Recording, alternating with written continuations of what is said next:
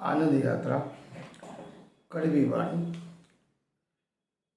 शीर्षक का नाम ही एक तरफ आनंद है, दूसरी तरफ कड़वी वाणी।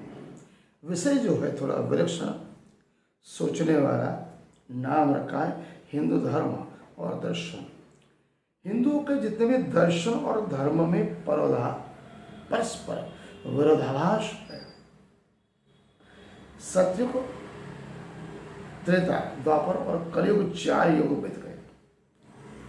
समग्र विश्व के सभी धर्मग्रंथ में सर्वश्रेष्ठ हिंदुस्तान सनातन वैदिक परंपरा, वेद, शास्त्र, पुराण, संहिता, जिनमें दर्शन भी है, न्याय भी है, मीमांसा है भी और वैश्विक भी सिद्धांत नियमों में सबसे सर्वश्रेष्ठ मानने वाला है।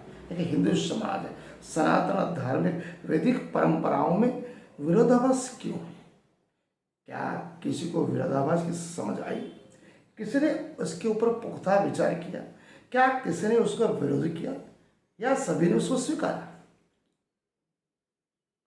हिंदू धर्म, सनातन वैदिक धर्म तो रहा, लेकिन धर्म और दर्शन दोनों में विरोधाभास किस लिए है? क्योंकि वो धर्म और जातियों में बटा हुआ है।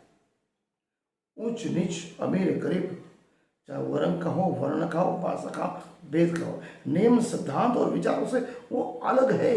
कभी उसमें एकात्मता, समानता, मानवता, प्रेम, स्नेह, दया, करुणा का कोई भाव आया ही नहीं।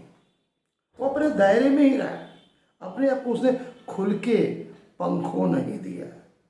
चाहे वो वेदांत हो, सांख्य हो, न्याय हो, वैश्विक हो। हिंदू धर्म कहा तो हिंदू धर्म, रहा सनातन, रहा वैदिक, लेकिन जिस प्रजाति को जो भारतवर्ष में है 35 करोड़ थी उस समय, द्वापर युग में 1 करोड़ थी। ब्राह्मण, क्षत्रिय, वैश्य, शूद्र अपने को हिंदू कहते हैं, लेकिन हिंदू प्रजाति तक हिंदू धर्म और दर्शन पहुंचा ही नहीं। वो बढ़ता रहा जाति में, बढ़ता रहा रंग में, वर्ण में, वेश, भाषा, पाखंडवाद, अंधश्रद्धा, भय कर्मकांड में बढ़ता रहा। और पहुंचा क्यों नहीं? कि उसमें साहस ही नहीं था कि स्वयं की व्यवस्था को कोई चुनौती दी। हिंदुओं का यह दर्शन केवल और केवल क्या कहते हैं, एको ब्रह्म द्वितीयो नास्ति, सब कुछ ब्रह्म है।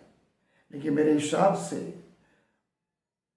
सर्वश्रेष्ठ ज्ञानी जन कबीर, सूरदास, दत्तू महाराज, गुरु ग्रंथ साहिब, गुरु नानक देव जी, महावीर, बुद्ध एवं प्रभु प्राणनाथ की दृष्टि से वो केवल और केवल कहता रहा सब कुछ ब्रह्म है, लेकिन वो केवल और केवल उसकी बुद्धि का आलस्यपन था, विरासती और मानसिक रोगी की तरह सब कुछ ब्रह्म है बोलता रहा। ये सामाजिक व्यवस्था, सामाजिक तौर पर अपने गरीब, कंगाल, दरिद्र व्यक्ति तक वो पहुंचा ही नहीं। हिंदू दर्शनकारों का एक हाथ तो दर्शन में रखते थे, दूसरा हाथ कहाँ रखते? मनुष्य मूर्ति में। मतलब वो दोगले थे। हिंदू धर्म और दर्शन और अध्यात्मवादी एक हाथ में दर्शन, धर्म, अध्यात्म, दूसरे हाथ में क्या रखते थे? मनुष्य मूर्ति। दोगले थे। दाएं हाथ जो चीज है वो बाएं हाथ को क्यों पहुंचे और बाएं हाथ की चीज दाएं को क्यों पहुंचे? मतलब परस्पर विरोध ही रहा, परस्पर समझाया नहीं, परस्पर कभी चिंता की ही नहीं। ये सभी चिंताएं विदेशी आक्रमणकारों ने देखी। लोग जातियों में तुड़ कर रहते थे। महाभारत, भगवद गीता स्वयं श्री कृष्ण ने समझाई। श्री कृष्ण क्या कहते हैं? अधर्म का नाश हो। कहा कि जब जब पृथ्वी पे अधर्म की रक्षा के लिए मैं जन्म लेता हूँ, साधु जनों, ऋषि मुनि की रक्षा करता हूँ। भगवत गीता जैसे सर्वश्रेष्ठ धर्मग्रंथ में स्पष्ट कहा गया है लोगों को जाति के बंधनों को तोड़कर शस्त्र उठाना चाहिए। लेकिन यहां पर क्या हुआ? यहां पर क्या हुआ? और दूसरी तरफ श्री कृष्ण स्वयं कहते हैं जाति को उसके गुण, कर्म और स्वभाव के अनुसार बनाया गया। स्वयं कृष्ण कहते हैं ब्राह्मण, क्षत्रिय, वैश्य, शूद्र जो जातियां हैं उनके गुण, कर्म और स्वभाव के ऊपर बना गया है। मतलब क्या हुआ? जो जैसा कर्म करता है वैसा ही बनता है। स्पष्ट कहते हैं फिर भी कुछ नहीं तो स्वार्थ, निजी महत्वाकांक्षा और स्वार्थ के कारण जो ब्राह्मण अपने को सर्वश्रेष्ठ कहते हैं, हम ब्रह्मा से मोक्ष पैदा हुए, उन्होंने लोगों को जातियों में बांटा, जैसे क्षत्रिय, वैश्य और शूद्र। तो उसे इससे क्या हुआ? क्षत्रिय क्या समझता था कि मैं तो वीर हूँ, मैं तो सुर हूँ, देव पुरुष हूँ, मेरे रगों में ऐसा लोही है, मैं किसी भी दुश्मन को ललकार सकता हूँ, मेरे क्षत्रिय तत्व है, वीरता उसे खून में रची हुई है। उसने क्षत्रियों को बचाने के लिए, क्षत्रिय तत्व बचाने के लिए अपने आन बान शान से गाजर मूली की तरह युद्ध के मैदान में कटना माना। ये नहीं समझा कि मैं भी मनुष्य हूँ, मैं भी परमात्मा की संतान हूँ, मेरे पीछे बीवी बच्चे बाल बच्चे एक पूरा समाज है। केवल वीरता, कट जाना या तो काट देना। जब विदेशी आक्रमण हुए, विदेशी पहले भारत में से नहीं, वो पहले व्यापार करने आए। उन्होंने यह देखा कि जितनी प्रजा है केवल जातियों में, धर्म में, दर्शन में, नियम सिद्धांत संस्कार में बटी हुई है। उनमें एक सूत्रता है ही नहीं, एकता भाव है ही नहीं, मानवता का भाव नहीं। धर्म और जाति की परंपरा में ऐसे बटे हुए हैं, हम कुछ भी करें उनको समझ में आने वाला नहीं। तो क्षत्रिय जाति के लोग क्या करते थे? जब विदेश से आक्रमण होता था तो भेड़ बकरियों की तरह जो हाथ में आया, तलवार, भाला, बरसी, डंडा, वो लेके आ जाते, अपने अपने ढंग से केवल निजी मान सम्मान, निजी महत्वाकांक्षा के लिए मरते और कट के बर्बाद हो जाते। हमला होने पर जब विदेश से आक्रमण आए, सबसे पहले मुगल आए, मोहम्मद घोरी 1192 में आया, संपूर्ण प्लानिंग करने के साथ, सुनियोजित ढंग के साथ, संपूर्ण व्यवस्थित। यहाँ पर भरत मुनि का होता है जांचा, परखा, दायरा देखा, यहाँ पर कौन से जाति में कौन से खामियां हैं, क्षत्रिय में कौन से खामी है, वैश्य क्या करता है, शूद्र क्या करता है, ब्राह्मण क्या करता है, उसने पहले देखा। ये सभी चारों वर्ग में बटे हुए धर्म और अध्यात्म के नाम पे एक वर्ग सर्वश्रेष्ठ मानता है, दूसरे को नीच मानता है। उसने समझा इनको बांटो, काटो और राज करो। सबसे आने से पूर्व सोने जन से व्यवस्थित उसने आक्रमण करने की प्लानिंग बनाई। यहाँ एक लोगों को फोड़ा उसने पैसे के नाम पे और दबाने के नाम पे। मतलब हमला जब हुआ तब यहाँ के राजा क्या करते हैं, जो अपने को राजा कहते हैं, वो खुद तो लड़ने नहीं जाते, वो केवल ऑर्डर करते हैं। आसपास के ठेकेदार, ठाकुर, सामंत को पत्र भेजते हैं, भैया आक्रमण आने वाले, आपको इठक कटाना। तो जो सामंत थे, ठाकुर थे, अपने आप को कहने वाले, वो वैसे तो 90% प्रजाति कृषि पर आधारित थे। हाथ में जो बांस के डंडे आए, तलवार आए, बाले आए, बरसी लेके आ जाते, इकट्ठे हो जाते भीड़ की तरह, विशाल सेना बनती। अपने आप को समझते इतनी बड़ी सेनाएं, सामने वाला आक्रमणकारी तो कम है, हम कैसे भी काट देंगे। लेकिन हमारे में व्यवस्था, संयम, नीतिमत्ता, युद्ध का अभ्यास, अनुशासन, सामाजिक वफादारी, दृढ़ संकल्प, एक लक्ष्य, अपना भारतीय स्वतंत्रता, उन्नति, ऐसा कोई किसी में भाव नहीं था। क्योंकि हर लोग जाति में बटे हुए थे। भीड़ में आते, भीड़ की तरह लड़ते और गाजर मुर्गी तरफ कट के मर जाते। दूसरी तरफ जो यवन मुस्लिम सेना थे या तो अंग्रेज थे, विशाल सेना हिंदुओं के पास होने के बावजूद भी वो उसमें बहुत बड़ा एक दोष था।